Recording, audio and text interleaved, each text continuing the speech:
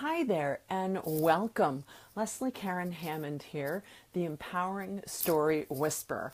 And I'm so glad that you are watching, whether you're catching it live or whether you are finding this on the replay. Grateful that you stopped by even just for a couple of minutes. So today the topic is about finding humor, because life, as you well know, never goes completely as we plan, and there are always surprises that come any way you slice it. And for those of us who are on a spiritual path and speaking our truth, and really being courageous enough to show up in the world the way that we want to. Hey there! I just want to make sure you can hear me. So if you can hear me, just maybe send a smile or a thumbs up or a heart or something. That would be awesome. So finding the humor. Oh my goodness. I have to tell you, I'm like so exhausted right now. So I think part of the humor of this today is if this all goes off the way that I'm hoping it will. So finding humor when you would much rather scream, because I'll tell you, life is way too short to be really stressed out. Now, I'm sure that you have moments, just like everyone else does, when you need to be angry and you need to be really pissed off. And then in hindsight, it's almost as though that's a gift of reflection when you can take a look at a situation from a different perspective. But sometimes laughing is really like the only thing that's going to break, the energy or the mood of what's going on. And so many times over the course of the last 50 years that there have been opportunities for either me to laugh at myself or to join in people who were laughing at me, and maybe I thought they were laughing with me, but finding the humor in all that gets experienced. Even when you're in a hurry to go to a meeting and you get stuck behind a really slow person, it may not be easy to find the humor in that. However, here's a twist on that. If you can take a look at it as a protection mechanism that's keeping you out of harm's way, then woohoo, you might save yourself a little bit of stress. So the reason that this topic is coming up about finding the humor in things is because I know that you have a lot on your plate. You've always got a lot going on. You probably feel like one more straw is just going to be the thing that's going to break the camel's back. And when you're feeling like that, like you just can't handle one more thing, if you can find a way to laugh about something, then it'll lighten everything, and physiologically it will have an impact on you. Now, most of the time when people laugh at really silly things, it happens when they're exhausted. You may have heard the term punchy. I use that frequently when I know that I am just over the edge tired, which, well, in fact, is a little bit of me right now. And I have an event that I need to go to, which is why this is at 4:30 today instead of 6:30. But instead of getting to that punchy point when everything seems ridiculous, trying to find something funny in the everyday. I mean, this is what comedians live for. And I have to confess, I was never a huge Conan O'Brien fan, but lately I found a couple things online about him. Never knew any of that Johnny Carson thing, not Johnny Carson, rather the thing with Jay Leno and The Tonight Show and all that. Just learned about all that. But the thing that I admire about Conan is the fact that he takes everyday life and he makes it funny, which a lot of comedians do.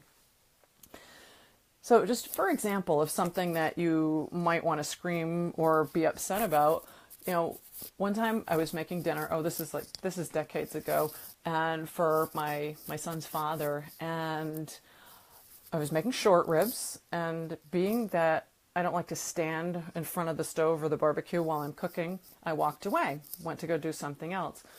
Well, when I came back, all the ribs were on fire. Every single one of them. And, short ribs aren't cheap. So it was a lot of money and meat that just totally went up and, got totally torched. So I stacked all the short ribs on the plate, and I left one burning like it was the top of a birthday cake. And I go walking in with dinner, this big old plate of very well-cooked short ribs and one burning on the top. All I could do was laugh about it. Of course, my son's dad was pretty pissed, but what else is there to do? There will always be situations where you might not be able to laugh right away, but here's something to think about. So the ability to, oh, thank you, the ability to be able to laugh about things really starts when you're a toddler. Here's why. How many times do you see a little one that's running around and then they fall and they look to you and they wait to see what your reaction is? And if you start to go into panic mode, like, oh my gosh, they might be hurt, and start coddling and say, ooh, then that evokes a reaction in them of fear or pain or, oh, maybe they might be hurt. And a cry can be, can come and like instantaneously. But what happens if you laugh? If you see that the child is not bleeding, and they're still moving, what if you get the child to laugh? Completely changes the dynamic of what just happened to them. So depending on how you were raised and supported, from very young, will in part determine how well you can find the humor in things.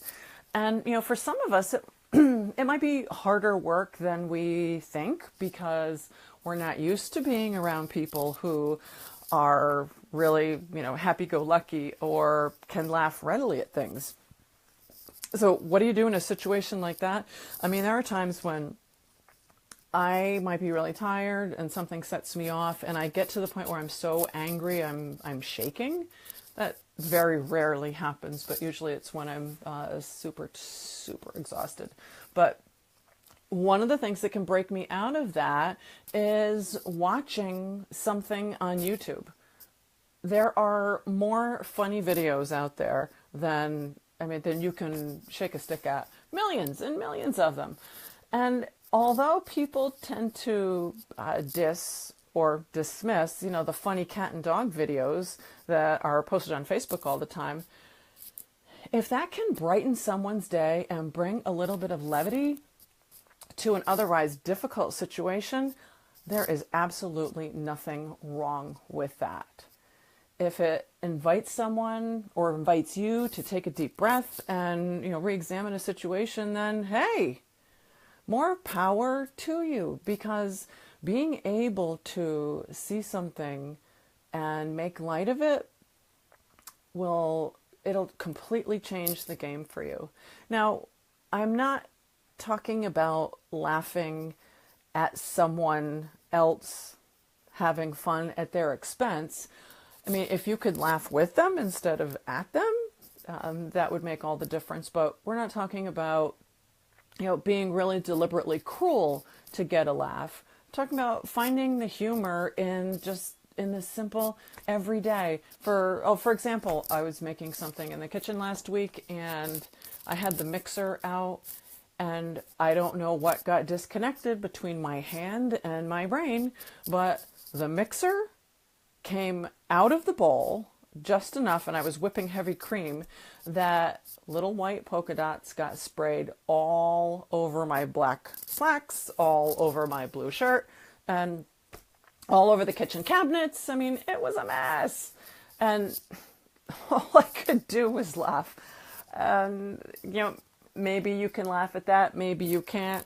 It's, take a look at the blender lid not being on tight and a mess, just absolutely everywhere. There's nothing you can do about it. It's already done. So what good is getting all in an uproar and being cranky or yelling at someone? What good is that? Maybe it's a release, but if it's at the expense of someone else to feel better, then it's not healthy and it's not productive.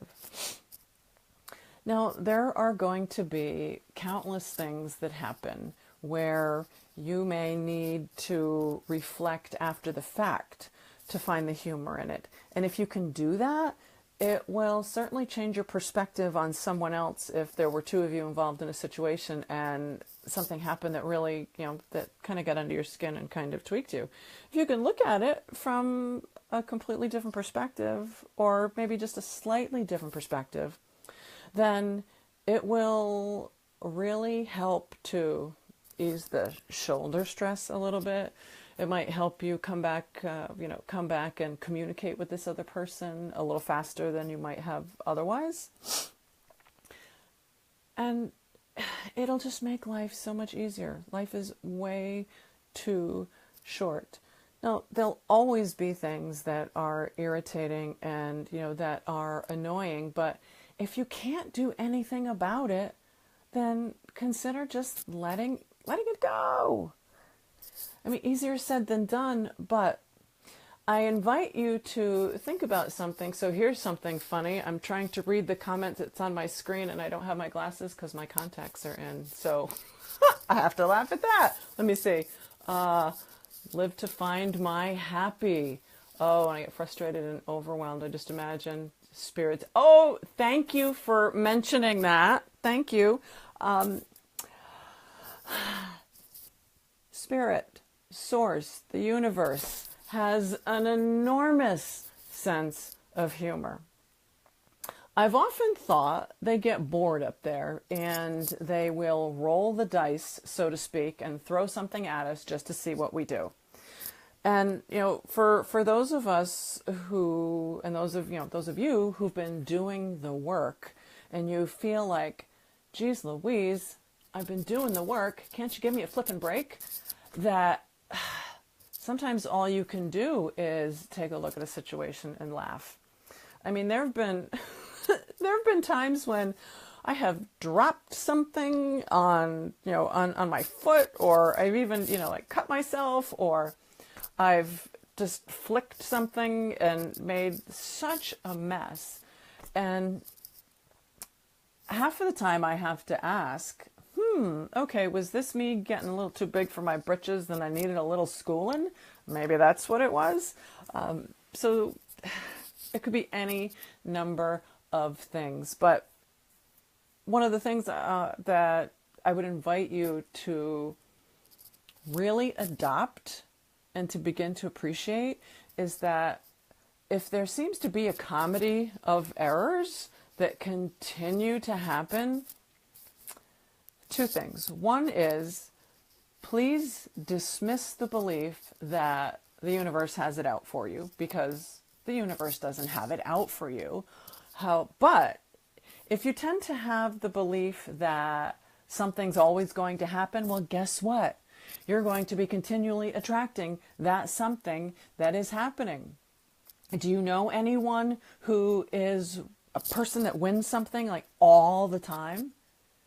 They're like winning the lottery, they're winning raffles, you name it, wherever they go, they buy a ticket and they tend to win something. Well, those people, they go into whatever raffle or event that they're attending, and they go in believing that they are going to win something, and they do. So for some people, and you probably know someone like this who tends to be a little bit more on the negative side than they do on the positive, well, they might have a belief that something's going to happen, or here are two of my favorite words. This is tongue in cheek. What's next? Or this energetic expectation of, okay, well, I'm having a crappy day, go ahead, throw something at me. What's the next thing that's going to happen? And if you haven't noticed, people that tend to say that, well, guess what? They have their what next. So I would invite you to examine the language that you use also, because that has a really big part of it. I'm just going to drop this camera down just a little bit. Let's see. There we go. Bigger. Yeah. Okay. That's better. What would happen if you woke up in the morning and you expected something funny to happen. I invite you to try that. Just when you open your eyes, be grateful for the day and just expect to find something.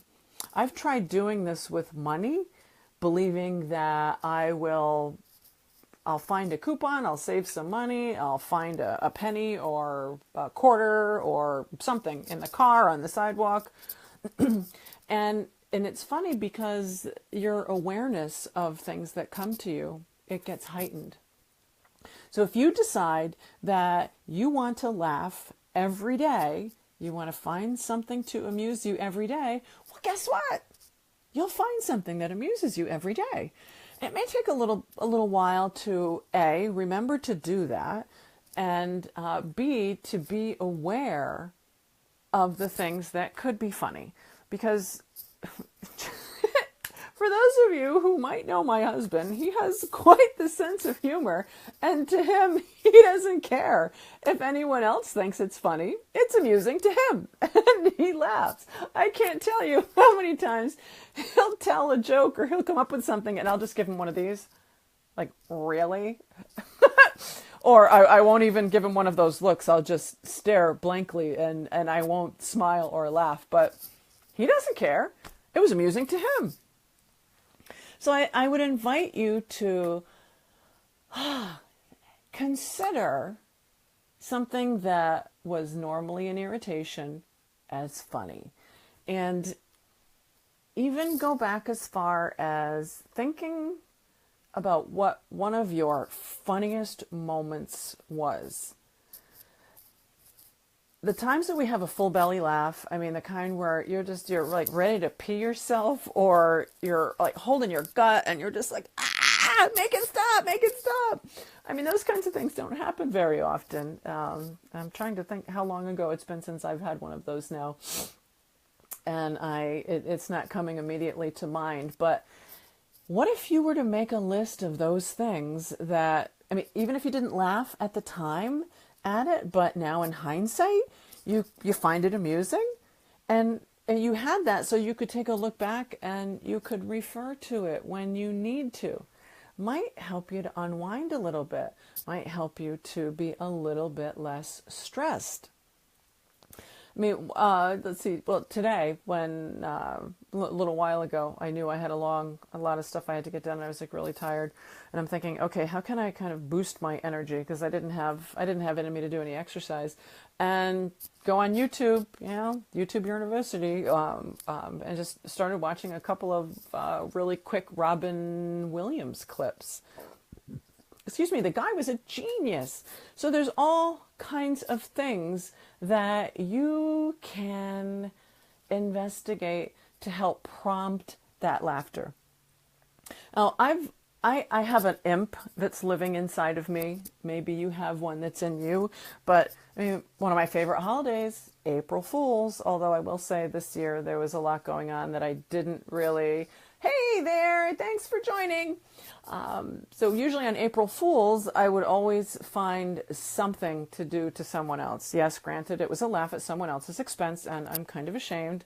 And I suppose I should apologize right now to my brother for things like putting salt in the sugar bowl. There was another one that was worse that maybe I won't share, but it had to do with food. But I was always looking for something that would just crack me up. And I don't know about you, but I think everyone has a fallback thing that they just can't help laughing no matter what. And for me, that's a whoopee cushion or a fart machine. And I don't know what it is. I think it taps into this really primal child in me that was happy and lucky and carefree and just couldn't be worried about the stress of the world. So maybe that's what it is.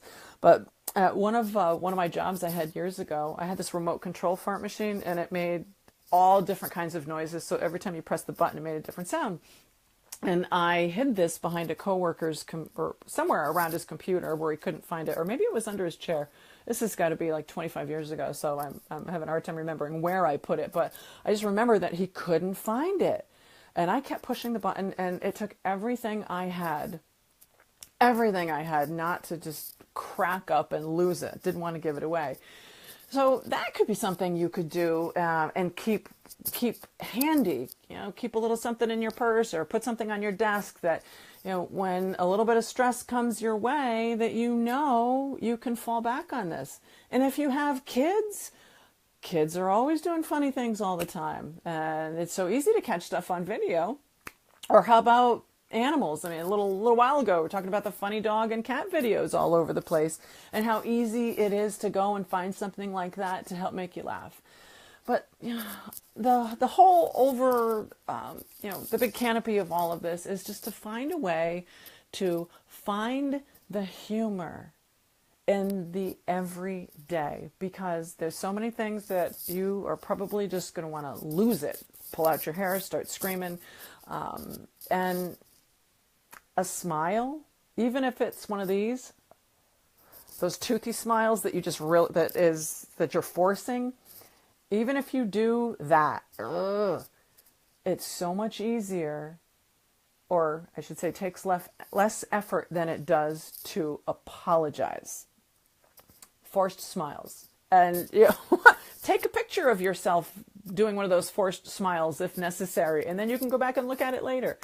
And if you do it in a moment of like frustration, so you can remember the emotion behind when you did the photo, I mean, you'll get the energy of that later, and you'll probably crack up because you look so foolish. I mean, I've done that plenty of times. And usually when I get into one of those places and I force that smile, I'm a little touchy, so I don't want people to try and make me laugh, but ultimately I can appreciate when they do. So I've been remiss here without even sharing what the free gift is that goes along with this week. So for those of you who are maybe just catching this for the first time, every week there is some kind of a PDF or a worksheet that accompanies each and every episode, so that you have something that you can take away and you can play with and try to incorporate what the teaching was. So this week let me just look to make sure I get it right. So this week is a worksheet on how to deal with people who really irritate you. So if you go to LeslieKarenHammond.com/blog, number 6, how to deal.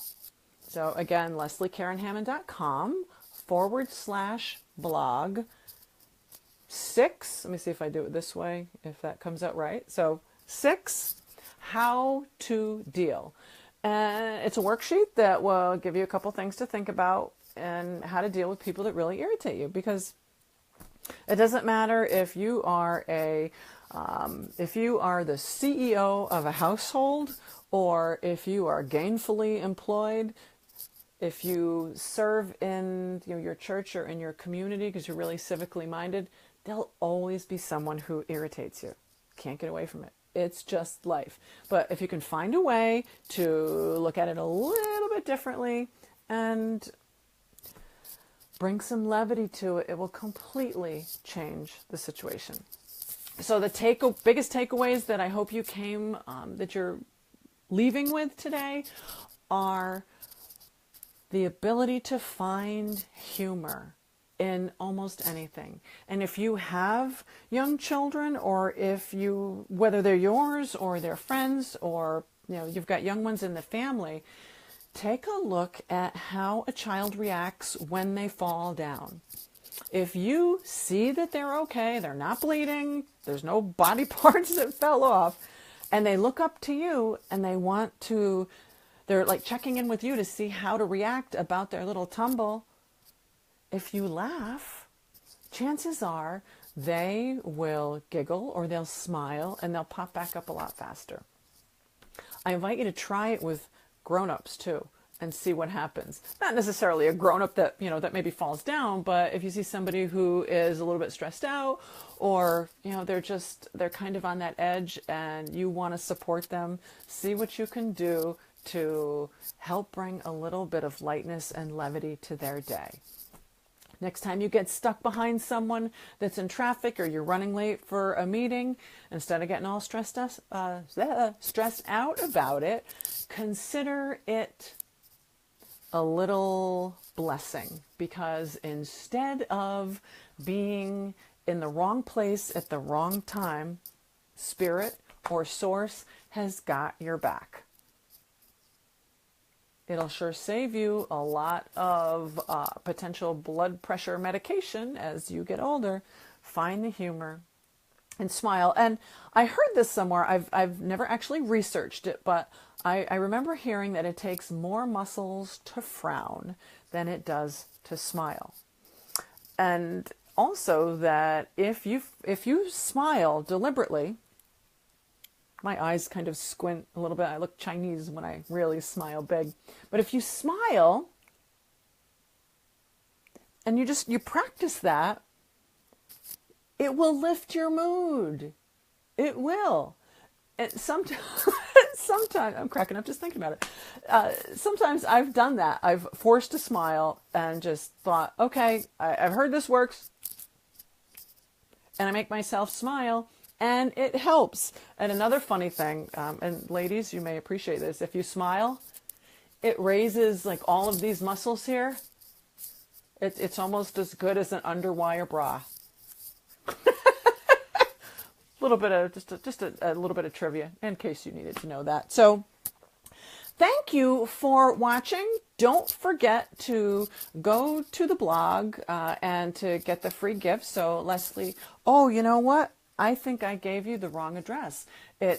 You can go to LeslieKarenHammond/blog and you can read the post that was done this week that this discussion was based on. But the free gift, so let me tell you that again. I made a mistake before. It's LeslieKarenHammond.com/6 and how to deal. So LeslieKarenHammond.com/6 and how to deal. So if you really want to get progressive and be interactive with these videos every week, you can check out the blog post on Tuesday, and then you can digest it. And on Wednesday, when we're doing the Facebook Live, you can, comment, you can share some stuff. So please consider sharing this with anyone that you feel might benefit. You can catch the replays on the Facebook Live page, and love to hear your comments. And I wish you love, light, and laughter. I'm so grateful that you joined in. Feel free to share the love, and we'll see you next week. Bye for now. And don't forget, smile.